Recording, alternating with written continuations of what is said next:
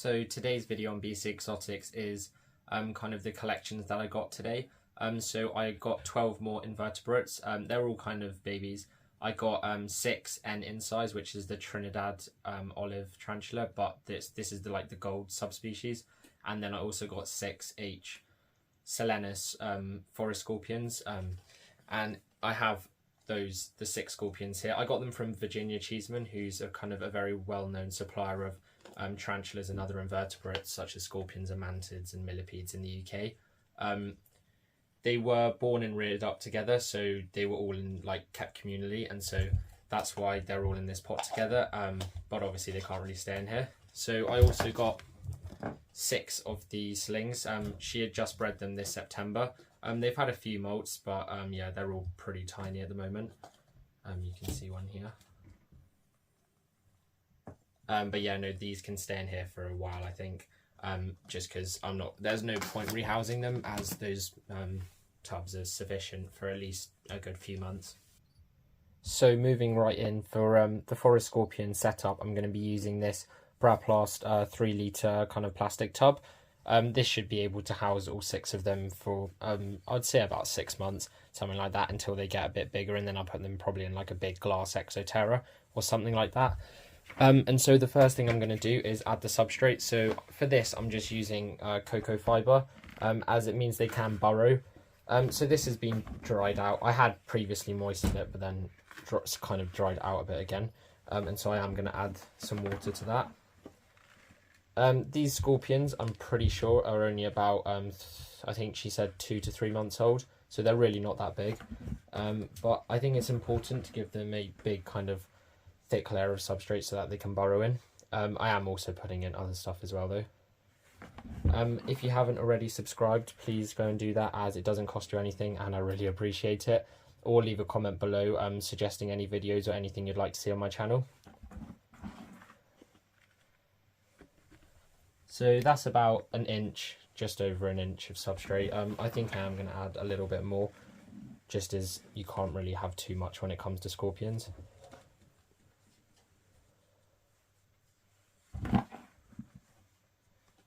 So now that's about 1.5 inches, 2 inches.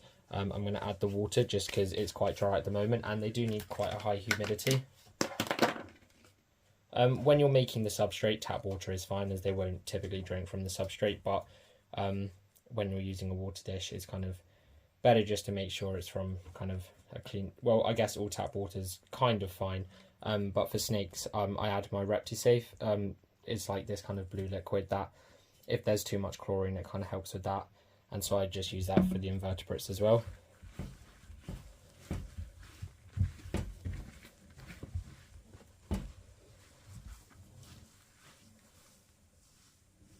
I think I may have added a little bit too much water, but I think they'll dry out probably within the week or something, so it's not ever a huge issue.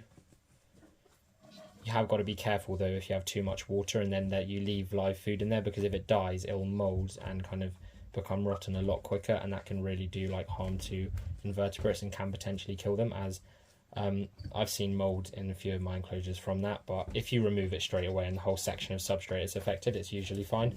So I'm just going to make some dig-ins if they want to start their burrows, kind of instead of it just being flat, if they want to dig or something like that. You probably can't really see it in the camera, but so the next thing I'm going to add is a piece of cork bark. I got a big piece of it from my local reptile shop, and then I've just broken this piece off, and so that kind of fits perfectly diagonally, and they can go under that, kind of explore around it, that kind of thing.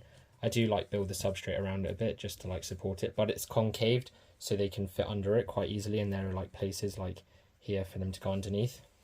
And then I also just broke off a few of these kind of, I don't know what plant it's meant to be, but it's kind of just other things that they can interact with, or kind of makes a nicer enclosure to look at. But I don't think this provides them with anything beneficial, but I don't think it does them harm either. And then the last thing I'm going to add is their water dish. So this obviously needs to be shallow because I don't want to risk them drowning, especially at this young age. But yeah, it's important to keep it top as well, because they will sometimes drink from it.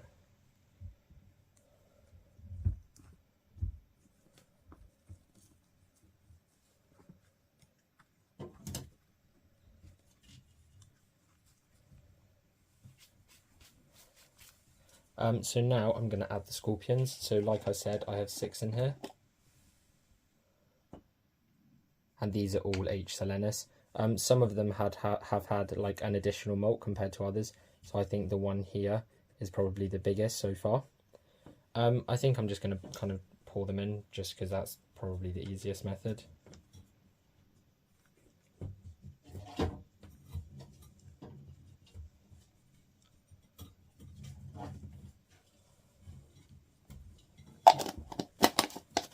And then obviously I need to check that they're all still alive.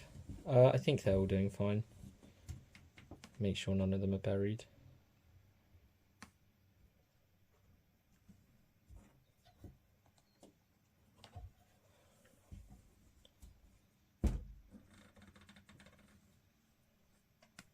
I've never really had a communal setup of scorpions before. I've kept 2 together in the past because they were also reared together, but I've never had this many kept together. But I think they've all gone under the log straight away. So I'm just going to fill up the water dish now.